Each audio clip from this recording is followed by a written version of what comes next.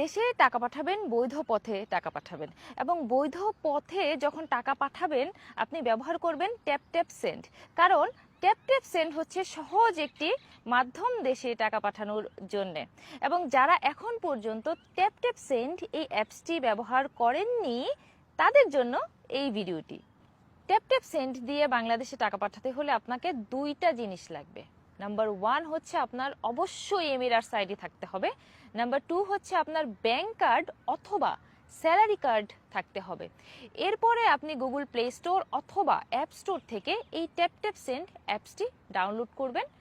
আপনার email ID অথবা phone number দিয়ে লগ ইন করবেন, এমিরাটস আইডি ইনক্লুড করবেন, এরপরে আপনার ব্যাংক কার্ড অথবা স্যালারি কার্ডটি অ্যাড করে আপনি বাংলাদেশে টাকা পাঠাতে পারবেন এবং বাংলাদেশে আপনি বিকাশ, নগদ এবং ব্যাংক অ্যাকাউন্টে টাকা পাঠাতে পারবেন এই ট্যাপ ট্যাপ সেন্ড অ্যাপসটি ব্যবহার করে।